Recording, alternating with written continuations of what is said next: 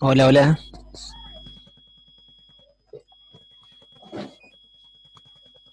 Ahí estoy admitiendo a todos. ¿Cómo están? ¿Se escucha mi audio?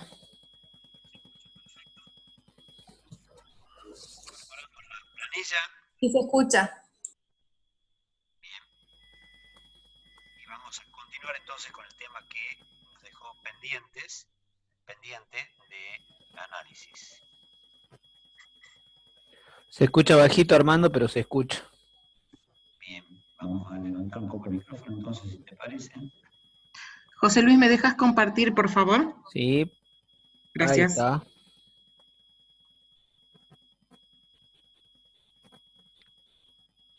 Hay un pequeño zumbido de fondo, bajito, pero que se lo siente.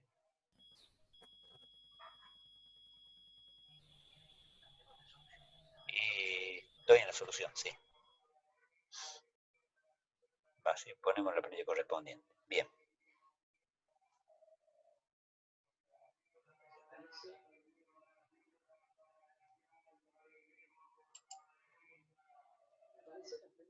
No.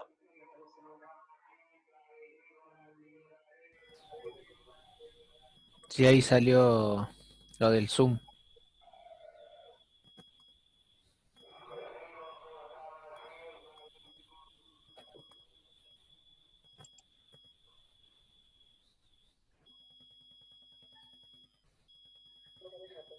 No. Chinda, ahí está saliendo lo de tu WhatsApp. Sí. Tengo que...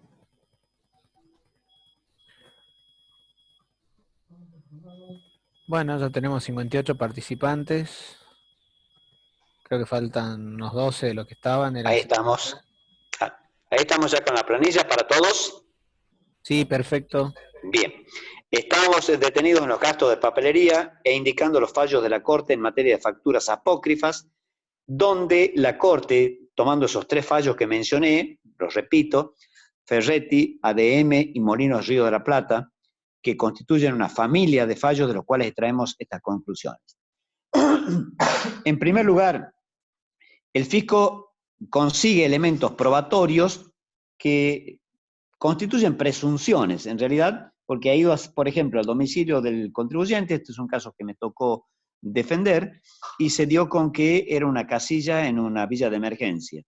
En segundo lugar, aportó la prueba testimonial del habitante de la casilla, que le dijo que no tenía la menor idea, y después reconoció que le habían dado unos pesos para constituir el domicilio de una empresa que él ni sabía qué era, y en consecuencia ya son dos, digamos, indicios fuertes, como dice el Código Procesal Civil y Comercial, graves, precisos, numerosos y contundentes, si se quiere, y concordantes. En consecuencia, ahora el que tiene la carga de la prueba en contrario es el contribuyente. Y en muchos casos, el fisco ha objetado, no este que ya es demasiado notorio, que el que facturó no tiene la capacidad ni de producción, ni del punto de vista financiero o económico para emitir una factura tan grande como la que ha emitido. No es el caso este que estamos mencionando porque acá son gastos más chicos, pero vamos a suponer que es una factura grandecita para hacer el análisis. Bueno, y sosteníamos, basados en un fallo que no lo voy a ignorar, que es el caso Bildón, y después lo voy a mencionar también, de que es una prueba que no tiene por qué pedírsela al contribuyente. La Corte, en sentido distinto, ha llegado a estas conclusiones. El que tiene que probar la capacidad económica, financiera y patrimonial de su proveedor es el contribuyente. Y algo más, tiene que probar, si es que va en contra de los indicios que el fisco ha obtenido, que la operación fue veraz, es decir, probar la veracidad de la operación y, si se quiere, la trazabilidad del pago y del circuito. Es decir, que si se trata de mercadería, el ingreso de la mercadería a los depósitos del comprador, el remito que corresponde al acompañamiento del flete, la individualización del camión y del chofer que ha transportado esa mercadería, es decir, elementos de contundencia frente a los datos que el fisco ha obtenido. Es decir, lo que el fisco ha obtenido son indicios serios, graves, precisos. Y lo que el contribuyente tiene que hacer es probar que con esos indicios no alcanza para impugnar el gasto o la compra correspondiente. Ese es el criterio actual de la Corte. Como ven ustedes, totalmente en contra de lo que decíamos que por qué tengo que probar la capacidad económica, financiera y patrimonial de mi proveedor. Pero lo cierto es que es muy difícil que cuando se opera por montos particularmente considerables, no se pueda admitir que no se lo conoce al proveedor, que nunca se lo ha visto, que jamás ha habido una comunicación o una visita a la fábrica, por ejemplo, del que dice ser el proveedor, que me parece que hoy en día, y con esta contundencia de los fallos de la Corte, hay que tenerlo presente. Y en el caso Bill Down, que es un caso anterior a los casos que estoy mencionando, la Corte señaló algunos principios importantes a tener en cuenta. En primer lugar, dijo, no es una exigencia que la ley exija o que la ley contenga el probar datos que son propios del contribuyente proveedor, porque eso no es una obligación que la ley ha puesto en cabeza del comprador. No se puede avanzar en ese sentido a ir a verificar si tiene capacidad la fábrica o cosas por el estilo, que ahora, como estamos viendo, con los fallos nuevos de la Corte, esto queda un poco debilitado. Lo que no queda debilitado del fallo Bill Down es que la advertencia que la Corte hace hacia el sujeto involucrado, también se la hace al fisco. Y le dice, de acuerdo con la ley, el fisco no puede trasladar las facultades de fiscalización a la cabeza del contribuyente, porque esas son labores de fiscalización. Las debe ejercer porque esa es su función legal. De manera que, digamos, tratamos de concordar las familias de fallos que mencioné con este de Bill Down, que ha sido un fallo muy importante y desde mi punto de vista particular, mucho más razonable que los otros fallos que ponen la demostración de una capacidad que implica introducirse en la intimidad del proveedor, así como hace un rato dije que no debería admitirse el ingreso a la intimidad del cliente, ahora lo digo en sentido contrario. Para una factura apócrifa nos tenemos que meter dentro de la vida de nuestro proveedor. Esa es la situación actual, que ahora se complicó porque la modificación introducida en el impuesto a las ganancias a través de la ley 27430 de la reforma de Macri, como decía la contadora Eguas en el día de ayer, ha incorporado las facturas apócrifas dentro del capítulo de las salidas no documentadas. Y acá la cosa se hizo mucho más seria, porque una salida no documentada implica el pago de un impuesto del 35% en una suerte de sustitución del beneficiario que está oculto. Pero para que esto suceda, para que se hable de un beneficiario que no se puede identificar, y por eso se aplica la alícuota máxima progresiva, 35%, hay que probar por parte del fisco que hubo una salida. Porque si no hay salida de fondos, no se cumple el requisito básico de que la salida no esté documentada. Si no hay salida, no hace falta probar documentación alguna. O sea que la cuestión es mucho más compleja que lo que surge de la simple lectura. Pero sí la advertencia de que cada vez se avanza más sobre el tema de las salidas no documentadas que implican una suerte de un beneficiario que no se puede identificar o que la factura que ha emitido esa persona que sí se puede verificar no está perteneciéndole a un trabajo que efectivamente ha hecho o a un bien que efectivamente ha provisto. Es decir, que se está utilizando una tercera persona que no es el beneficiario real, porque el beneficiario real aparece oculto, no se lo puede identificar. Eso sí da lugar a la salida no documentada y a esa suerte de penalidad, entre comillas, que implica pagar un impuesto del 35%. Vamos a ir, dentro de los gastos ya mencionados, a gastos de otros insumos, sobre los cuales no hay ninguna advertencia luego de la auditoría fiscal que le hemos hecho al cliente. Por 12.000 pesos es un concepto totalmente deducible. Y creo que allí no tenemos, veamos un poquito a ver si no tenemos proveedores que no lo hemos punteado. Avancemos hacia la derecha de la pantalla, creo que no tenemos, ¿no? No hay saldos de proveedores. Esto en otros insumos, marcamos los 12.000 pesos como deducibles en la tercera categoría. Y finalmente abordamos la cuestión de los gastos menores, que como pueden ver ustedes, por el juego de los artículos que hemos estado mencionando, los 45.000 pesos son considerados también deducibles, pero acá abarcando otro concepto, que como son gastos relativamente insignificantes por el monto individual de 1.500 pesos cada uno y que no lo superan, obviamente el juego mismo de los artículos 40 y 41 nos admite la deducción y no tener el problema de una posible impugnación. Pero fíjense, son gastos de escasa significación. Con esta parte concluida, podemos avanzar sobre el planteo yéndonos a la problemática de los sueldos y de las contribuciones sociales. Tenemos el punto 5.7 y la apertura entre sueldos y contribuciones.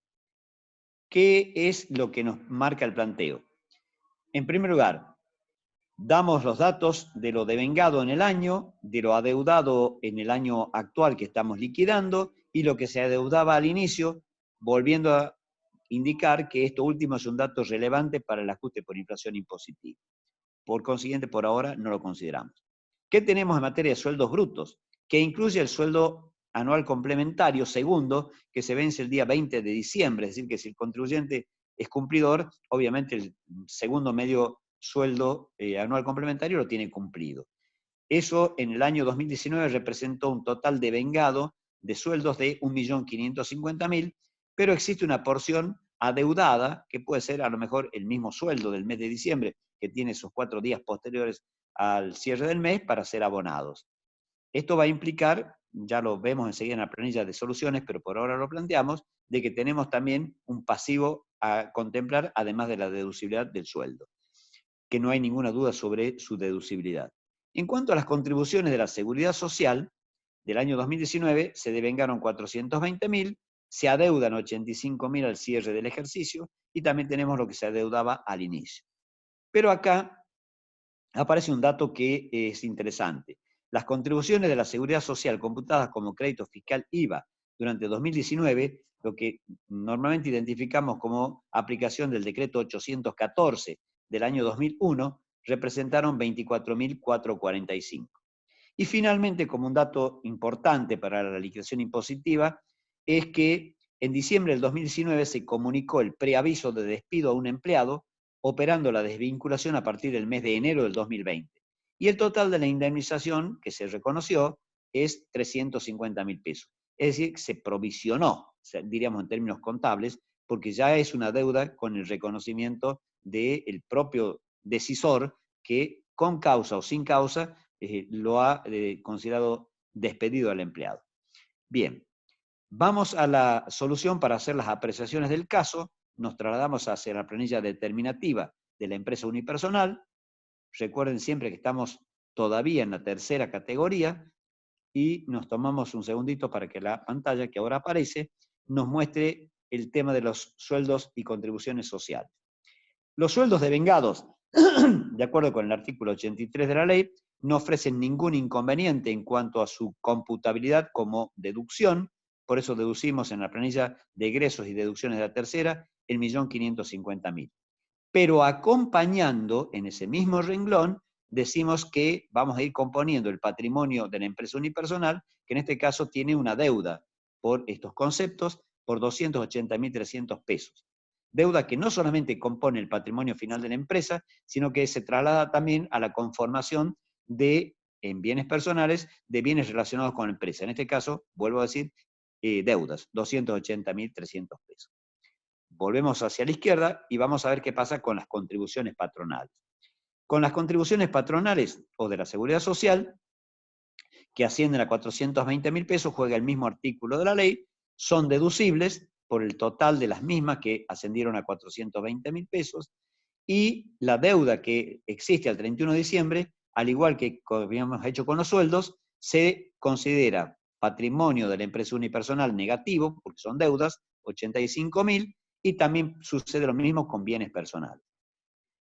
Volvemos sobre la izquierda, y acá tenemos que ver el juego del decreto 814, o la parte utilizada para el impuesto al valor agregado como un crédito fiscal. Obviamente que si se utilizó parte de esas contribuciones en la parte legal admitida por 24.455 pesos, eso hace que disminuya el costo efectivo de las contribuciones patronales.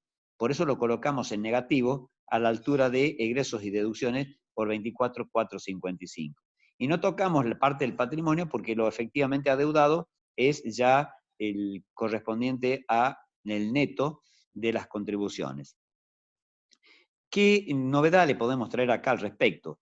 Porque esto ha afectado a Jujuy, a Salta obviamente, es la cantidad de determinaciones de oficio que ha realizado AFIP en materia de sostener que esos 48 millones de pesos para las pymes del año 2001, que fue, digamos, la reglamentación del decreto 814, está vigente hasta el día de hoy, que no se ha movido un peso. Es decir, está haciendo que esos 48 millones de pesos de ingresos, que eran una especie de promedio de los 3 últimos periodos de aquella época, siguen siendo 48 millones de pesos de hoy. Una ridiculez total porque hasta las mini pymes me parece que superan esos montos en sentido anual. Lo cierto es que aunque parezca ridícula la posición del fisco, la ha sostenido, ha llevado a los contribuyentes a la discusión, no solamente administrativa, sino también judicial, y es una cuestión un tanto delicada, porque los montos, si ustedes se ponen a pensar, la prescripción en materia de seguridad social son 10 años. Si va a exigir las diferencias de 10 años, con más sus intereses y más la multa por la diferencia, que acá en materia de seguridad social, para colmo, la multa es objetiva, no tiene en cuenta el concepto o el aspecto subjetivo, pese a que nosotros sostenemos que en materia penal, pero hasta la propia Cámara Federal de la Seguridad Social ha aceptado esto de la objetividad de la multa, los montos son impagables. Creo que en Jujuy tienen ustedes una gran cantidad de casos y lo cierto es que las determinaciones están allí en algún estado administrativo o judicial. ¿Cuál es la problemática? Que para ir a la Cámara Federal de la Seguridad Social, una vez que se confirmó todo en el ámbito administrativo de la AFIP, rige el solve et repete para poder entrar a la discusión judicial. Es decir, hay que pagar no solamente el capital, los intereses, las multas, y entonces directamente a muchos contribuyentes, y yo diría a todas las pymes, les resulta imposible el ingreso. ¿Qué se ha ofrecido como para evitar lo que se llama la negación de justicia, por no poder ingresar a la discusión en un ámbito independiente e imparcial, como sería la justicia frente a la administración? Un seguro de caución o algún método alternativo, como el ofrecimiento de caución de títulos públicos, por ejemplo, pero el más utilizado es el seguro de caución. Quienes hemos transitado por la gestión de un seguro de caución, que es el que cubre la posibilidad de que el contribuyente no pueda pagar, está el tema de la contracaución. Una compañía de seguros no da el seguro de caución, sino se asegura a su vez de que en el caso de que pierda el caso el contribuyente, es la compañía de seguro la que sale a responder y se tiene que resarcir de alguna forma. A eso le llamamos la contracaución, que puede ser un embargo voluntario sobre la casa habitación, para lo cual si está como bien de familia hay que levantar el bien de familia. Bueno, ustedes se dan cuenta de que es un tema delicadísimo. Dentro de lo delicado, nosotros, ¿qué es lo que ofrecemos? Ofrecemos la posibilidad de decir que en el estado actual de la jurisprudencia de la Cámara Federal de la Seguridad Social, en sus 3 salas, ninguna de ellas le ha dado la razón al fisco. Y el fisco ha apelado todos y cada uno de los fallos contrarios de las distintas salas de la Cámara Federal de la Seguridad Social. Pero, ¿qué ha hecho la Corte? Cuando AFIP va en recurso extraordinario, la Corte lisa y llanamente no le hace lugar al recurso. Con lo que la cuestión de fondo no la trató, simplemente por una cuestión procesal que está en el Código Procesal Civil y Comercial de la Nación, no puede, la Corte puede a su propia decisión admitir o no el recurso extraordinario. Todos los casos que llegaron a la Corte los rechazó porque no hizo lugar al recurso extraordinario. Con lo cual quedaron firmes las sentencias de la Cámara Federal de la Seguridad Social. La más reciente es el caso Transportes Plusmar contra la AFIP, que es un fallo del año 2019 y que tiene una particularidad. Como hubo una cuestión debatida dentro de una de las salas, creo que es la sala 2 de la Cámara Federal de Seguridad Social, 2 jueces fallaron de una manera distinta en contra del contribuyente, y uno fue lapidario, el del doctor Herreros, el fallo, así se llama este abogado que es muy razonable en materia de seguridad social y que siempre ha tenido esa línea. Considero que es, vamos a volverlo a decir en términos muy vulgares, es ridículo pretender que 48 millones del año 2001 sigan siendo 48 millones en el 2020, por ejemplo. No resiste el menor análisis. Bien, pero los otros dos jueces, uno, que tiene una posición muy particular, hasta ideológica, diría yo, le da la razón al fisco. Dice, el organismo administrativo era la autoridad de aplicación. Nosotros sostenemos que la autoridad de aplicación es la CEPIME, la Secretaría de Pymes, y es lo que dice el fallo del doctor Herrero. El tercer fallo es de un juez integrante de la sala que dice, en realidad esto no es materia para que sea tratado por la Corte porque no ha acompañado un seguro de caución, así que no podemos expedirnos. Eso hizo lugar a que ingresara otro camarista más para resolver la cuestión, porque estaban uno y uno, es decir, había un triple empate. Uno a favor del fisco, otro en contra del fisco y otro que decía, este caso no lo podemos tratar. Pero como no se puede quedar sin sentencia, se incorpora un cuarto juez que falla en el mismo sentido del doctor Herrero, conformando ahora una relación de 2-1. 2-1, 1. Digamos, reproduciendo siempre la doctrina de que la autoridad de aplicación es de la CEPIME y que hoy en día a esos 48 millones lo ha transformado en una mediana empresa, tramo 1, en más de 2.000 millones de pesos, lo cual es mucho más razonable. Esta es la situación actual, creo que a muchos les puede servir. Yo he tomado contacto con clientes de Jujuy y sé que también ahí ha habido una actuación bastante amplia frente a distintos contribuyentes, al igual que lo que ha acontecido en Salta, y en este momento tenemos 2 casos, o 3 en este momento, que están entrando a la Cámara Federal de la Seguridad Social, y estuvo como una suspensión de los plazos. Felizmente los casos van a entrar a la Cámara. Lo que estamos con problemas es para conseguir el seguro de caución. Por eso les menciono en términos de estricta experiencia lo difícil que es el caso. Y finalmente tenemos en esta materia un despido que se ha preavisado en diciembre, pero se ha efectivizado en cuanto al pago en el ejercicio siguiente, es decir, en el 2020. La cuestión es, ¿esto es una provisión o es una previsión? La diferencia es sustancial, porque si fuera una previsión, la ley solo admite en este momento la previsión para incobrables y un caso especial de previsiones para las compañías aseguradoras. No es ninguno de los dos casos. ¿Por qué? Porque no estamos hablando de una previsión, sino que es un hecho acontecido. Ya el despido se ha comunicado, ya se ha calculado el importe de la indemnización y en consecuencia para nosotros ya es una deuda. En el viejo criterio contable se habla de que es una provisión, pero acá tiene todos los elementos para hacer deuda.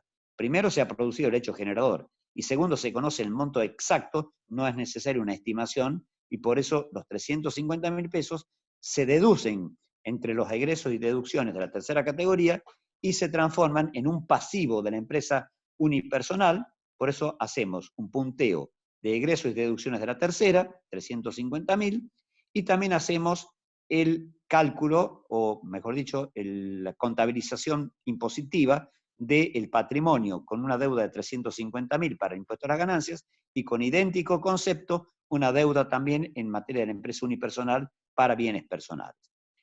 Podemos volver a la planilla de planteo y, no habiendo omitido ninguna de las soluciones que comprometimos, vamos a hablar de otras obligaciones tributarias y vamos a ir en consecuencia al planteo a ver en qué consisten o a qué se refieren estas otras obligaciones.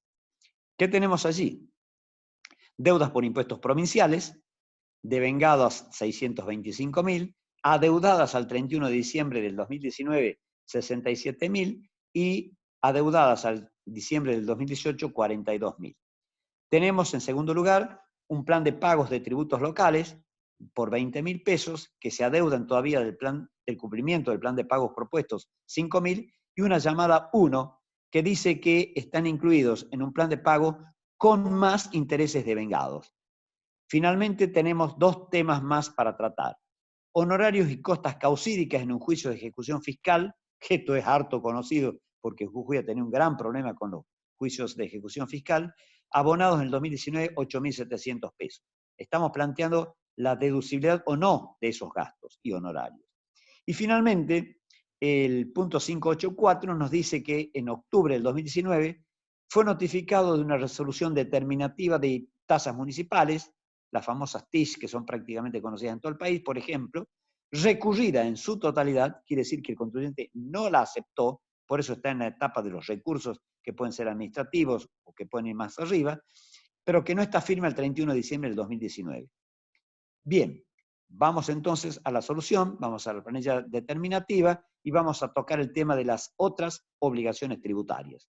Una por una de ellas nos permiten entrar en la planilla viendo qué pasa. Con los impuestos provinciales devengados en el 2019, hacemos aplicación del artículo 86, inciso A, que nos marca la deducibilidad plena de este tipo de egresos. Pero como también existen parte de esas obligaciones tributarias impagas al 31 de diciembre, hacemos lo clásico. Al patrimonio final de la empresa incorporamos la deuda de 67.000 y otro tanto hacemos con el impuesto sobre los bienes personales por tratarse de deudas de la empresa unipersonal. Vamos de nuevo hacia la izquierda y tocamos el segundo de los conceptos que hemos mencionado en el planteo. Tributos locales incluidos en un plan de pagos. Si los tributos son locales y están vinculados a la generación de ganancias grabadas, como puede ser esa TIS o una tasa de publicidad y propaganda o similares, entran en el mismo artículo de la ley, 86 inciso A, son totalmente deducibles por su vinculación clara con la actividad grabada por 20.000 y como existe un saldo pendiente del plan de facilidades de pago, lo incorporamos como deuda tanto en el patrimonio final al 31/12 de la empresa por 5.000 pesos y otro tanto hacemos en el patrimonio de bienes personales, 5.000 pesos de deuda. Abarcamos el tercero de los conceptos o el tercer renglón de soluciones. Honorarios y costas causídicas en el juicio de ejecución fiscal. Acá tropezamos. Porque aparece una norma reglamentaria, hoy artículo 227, primer párrafo, fíjense ustedes, norma reglamentaria, que habla de la no deducibilidad de este tipo de erogaciones. Honorarios y costas causídicas en un juicio de ejecución fiscal. Claramente, el 227 del decreto reglamentario impide la deducción de estos gastos. Nosotros hemos optado por obedecer la norma reglamentaria para no confundirlos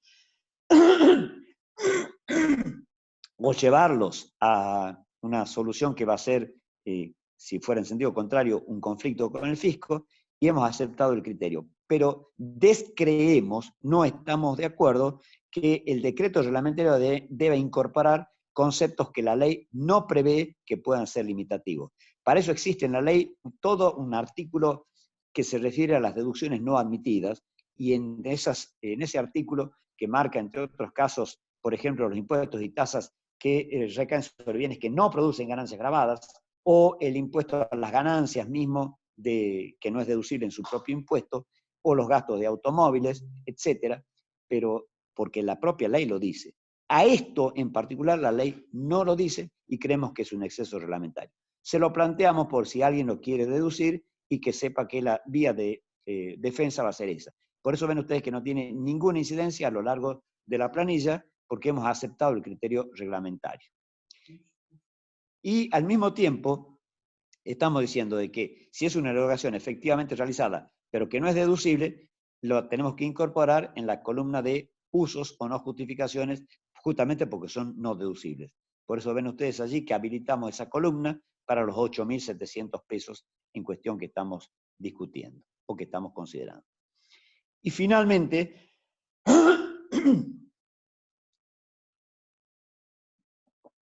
disculpen, pero la carraspera a esta altura ya es casi insoportable, tenemos una deuda que está determinada por el fisco. Es decir, ya hay determinación de oficio, pero no hay aceptación del contribuyente, con lo cual le quita la exigibilidad porque la está recurriendo. Y acá aparece otra norma legal, producto de una modificación que se ha producido, que es en contra del contribuyente o en contra de lo que sosteníamos, que basta que el impuesto está determinado, que es un ajuste, para que pueda ser deducible. Pues bien, esa reforma que abarcó al artículo 24, inciso B, séptimo párrafo, ha cambiado el orden de las cosas y en tanto no esté resuelta la cuestión, no es exigible. Y si es no exigible, la consecuencia es que no se puede deducir. Y si no se puede deducir, siendo una cuestión discutible, deberíamos tenerlo en cuenta solamente si se hubiera pagado. En consecuencia, ven ustedes que no vamos a tener ningún tipo de consecuencia en el renglón correspondiente. Hechas estas aclaraciones en materia de lo que, digamos, eran distintas tasas e impuestos locales, nos vamos a un rubro que es sensible también en el planteo, los bienes de uso. ¿Qué bienes de uso tiene el contribuyente? Tiene un camión para transporte, tiene un local comercial que lo ha vendido en el ejercicio, tiene estanterías y tiene un equipo de computación sobre el cual se ha hecho un anticipo que congela precios. Vamos a verlo primero en el planteo en forma específica y después vamos a la solución tocando todos los rubros de bienes de uso. En primer lugar, el camión para transporte fue adquirido en enero del 2017. Este es un dato muy importante por el tema de las amortizaciones que vamos a dar en la solución y sobre los cuales vamos a hacer algún tipo de apreciaciones. Marcamos el importe que se ha erogado en la adquisición y hemos indicado cuál es la vida útil que el contribuyente le ha asignado de 5 años. Luego tiene un local comercial que tiene una nota A que se adquirió en marzo del 2018, marcamos el importe y la vida útil, y esa nota A nos está dando datos que también son importantes. Fue adquirido en marzo del 2018, noten que el camión tiene origen en el 2017, el local comercial en el 2018, porque queremos tratar el tema de las amortizaciones de bienes anteriores a la reforma tributaria y bienes adquiridos a partir de la reforma tributaria vigente desde el 1 de enero del 2018, o ejercicios iniciados a partir de esa fecha. ¿Qué datos necesitamos? En primer lugar, si es un inmueble edificado, la discriminación entre lo que es el valor del edificio y lo que es el valor del terreno. ¿Para qué? Para que la amortización se practique solamente sobre la parte que se puede practicar, es decir, sobre el edificado. No se amortiza el terreno. Pero damos los datos. El terreno, 45.000, pero de evaluación fiscal, porque normalmente en las escrituras no se hace esta discriminación, cuánto se paga por el terreno y cuánto se paga por el edificio, sino que la escritura figura por un monto global. Este dato entonces va a ser sustitutivo de una información que no se da en la escritura de adquisición. Y entonces tenemos el edificio 105.000 de valor fiscal, el terreno 45.000, un total de evaluación fiscal de 150.000. Pero qué dato importante, importantísimo damos, que fue vendido al contado en noviembre del 2019 en 4 millones de pesos. Con lo cual tenemos un bien que estaba al inicio, se utilizó una parte del año y se enajenó casi sobre el fin de año. Finalmente tenemos las mejor dicho, en tercer lugar tenemos las estanterías, sobre los cuales no hay ningún tipo de, o sobre las cuales no hay ningún tipo de información adicional o de advertencia. Fue adquirido en diciembre de 2018, el importe fueron 35.000 pesos y el contribuyente le asignó una vida útil de 10 años. Finalmente, en equipos de computación que tiene una llamada, se señala que fue adquirido en mayo del 19, el importe erogado fueron 45.000 y el contribuyente le asignó una vida útil probable de 3 años. Pero la nota B nos hace una aclaración que es importantísima. ¿Para qué? Para el ajuste por inflación impositivo. ¿Qué nos dice? En diciembre del 2018, es decir, al fin del año anterior al que estamos tratando, se había efectuado un anticipo que congela precios por el valor total. Es decir, que el contribuyente ya anticipó los 45.000 pesos de los equipos de computación el año anterior, pero efectivamente se lo entregan en mayo del 2019. ¿Se dan cuenta ustedes que casi la mente nuestra tendría que decir, es como que ese bien de uso ya estaba en existencia al 31 de diciembre del 2018? Esto en la imaginación, porque en los hechos fue, solamente pagó el anticipo. Pero el anticipo, más que anticipo, fue el pago total del precio, por eso lo congeló. Vamos entonces, con estos datos, a ver qué hacemos con los bienes de uso en la solución, tocando uno por uno los 4 que tenemos acá para analizar. Nos trasladamos a la planilla entonces y tenemos, en primer lugar, el camión para transporte. Felizmente es un camión, es un rodado que no es automóvil, y entonces, felizmente digo porque la limitación a mí me choca, me crea infelicidad, ¿no? Pero eso solamente para los automóviles. Acá no la tenemos. ¿Qué necesitamos? El valor de origen, adquirido en enero del 2017, por 1.400.000. La reforma que se ha producido en la ley 27.430, en la reforma de Macri, fue hacer una separación de actualizaciones, de las amortizaciones y de los costos de los bienes, en el caso de ventas. ¿Para qué?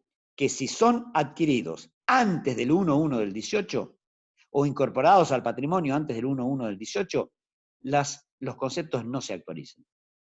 La actualización juega por índice de precios al consumidor, y esto está dicho en el artículo 93 del nuevo texto ordenado. Pero si son posteriores, es decir, para ejercicios iniciados del 1/1 del 2018, sí se actualizan. No alcanzamos a entender la diferencia y que además tiene consecuencias también en el ajuste por inflación y positivo, pero lo cierto es que el legislador hizo esta distinción y probablemente, como en algún momento lo señaló la contadora Esgoes en alguna otra edición que hicimos de este curso, creo que se lo quiso llevar hacia el revalúo de los bienes de uso, que salió casi concomitantemente con esta reforma, en el sentido de decirle al contribuyente, si usted tiene bienes muy antiguos que todavía tienen vida útil, revalúelos impositivamente hablando y considere un nuevo valor amortizable, más alto por supuesto, porque lo pondríamos a valores de mercado, y en consecuencia la amortización lo va a favorecer.